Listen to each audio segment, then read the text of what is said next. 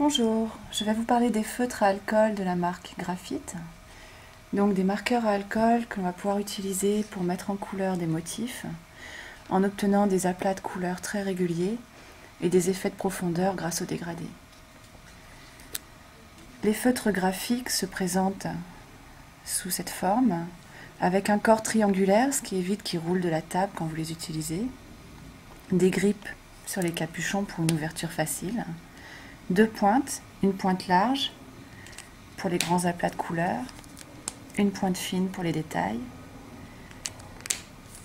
Et ils sont proposés dans un assortiment de 158 couleurs pour vous permettre de trouver les dégradés, les coordonnées très facilement dans les couleurs qui s'adaptent à vos projets.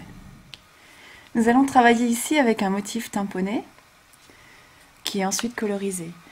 Une chose importante, lorsque l'on travaille avec les marqueurs à alcool, il faut choisir la bonne encre à tampon de façon à ce que le trait noir ne bouge pas au passage du marqueur. Donc on travaille avec l'encre Memento, appliquée sur le tampon, elle sèche très rapidement sur le papier. Nous allons dans un premier temps voir comment travailler la couleur peau sur les personnages. L'idéal, c'est de travailler avec un dégradé de 2-3 couleurs. Donc ici, j'ai choisi une couleur claire pour la base, une couleur un peu plus soutenue pour marquer les ombrages, et un rose encore plus soutenu pour colorer les joues. Donc je commence avec ma première couleur la plus claire, par poser un aplat.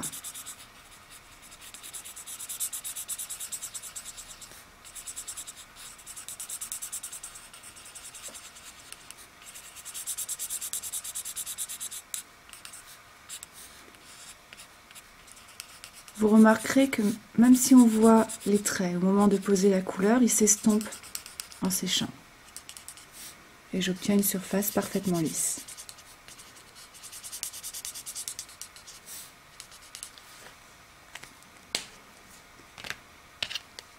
Avec la seconde couleur, un peu plus soutenue, je vais venir donner de la profondeur au visage. Les couleurs ont toujours l'air un peu plus foncé à l'application que la teinte que vous obtiendrez après séchage.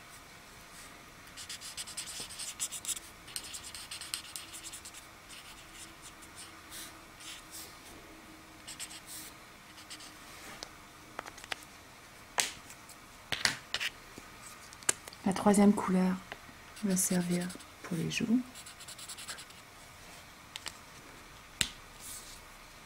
Donc un rose saumon. Elle ressort beaucoup pour l'instant par rapport aux autres couleurs du visage. Donc à ce moment-là, on revient avec la première couleur, la plus claire. Repasser sur l'ensemble du coloriage.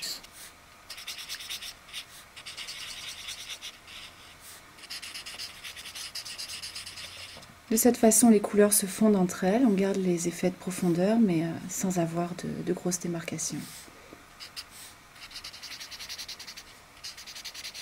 Comme pour le visage, nous allons travailler ensuite les différentes couleurs par assortiment de 2 à 3 couleurs.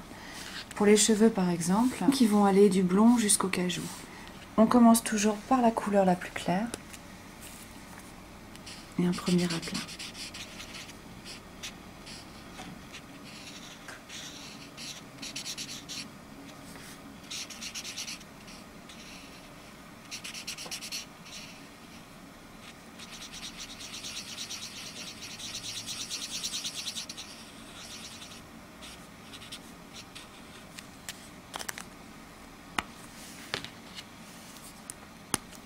Avec la seconde teinte,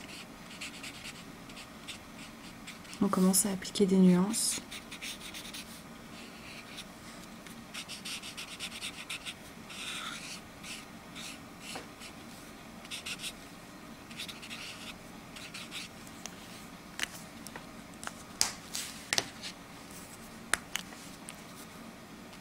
Qu'on accentue avec la troisième couleur.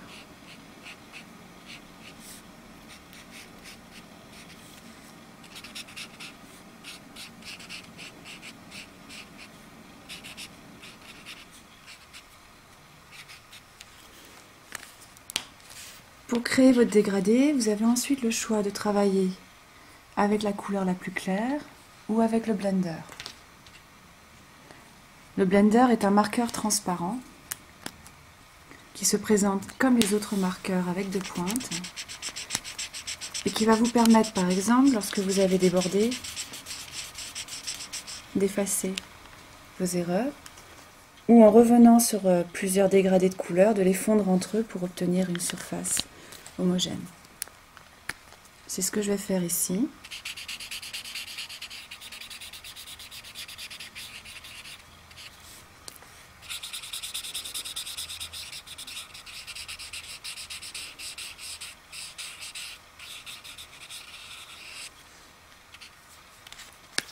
Voilà le résultat que l'on obtient en travaillant avec 3 couleurs de marqueurs et le blender pour les fondre entre elles.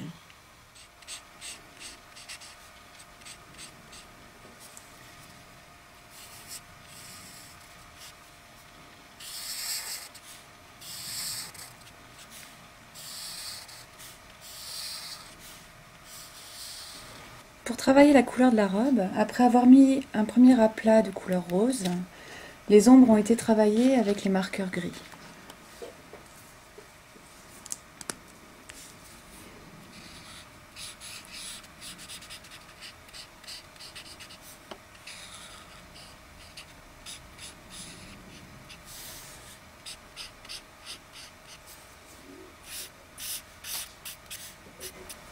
Il est possible de travailler avec 2 teintes de gris pour créer un effet de profondeur plus prononcé.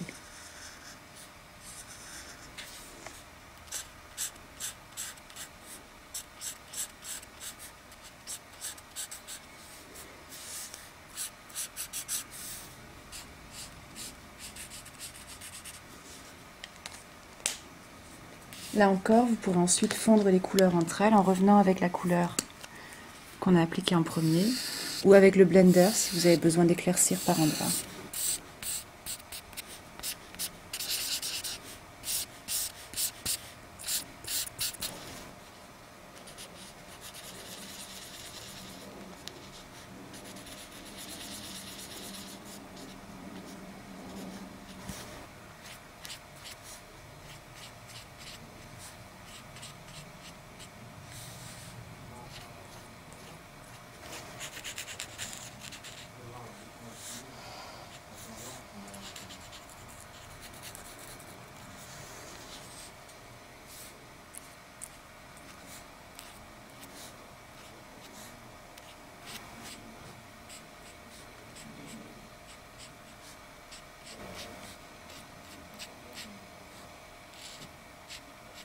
Après avoir posé les ombres avec mes 2 teintes de gris, je peux encore revenir avec le blender pour estomper les démarcations d'une couleur à l'autre.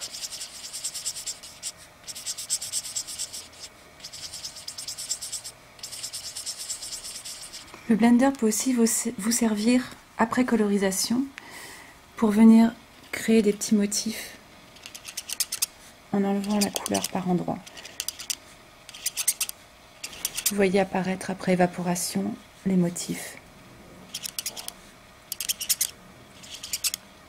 Le blender graphite va aussi vous être utile pour obtenir des dégradés lorsqu'il vous manque une couleur.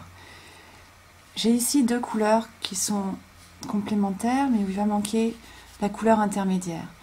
Je vais utiliser la plaque Mixit qui va me servir de palette. Je vais pouvoir y déposer mes 2 couleurs.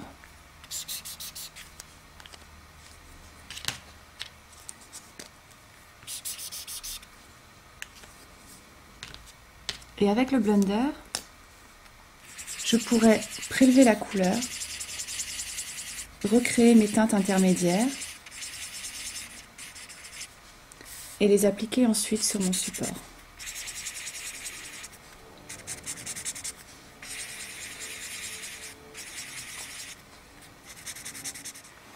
Je vais utiliser la palette Mixit pour obtenir différents dégradés avec le gris foncé qui va me servir à colorier les yeux. Donc je dépose ma couleur sur la palette et j'utilise le blender comme un pinceau pour venir prélever la couleur et la déposer sur le motif.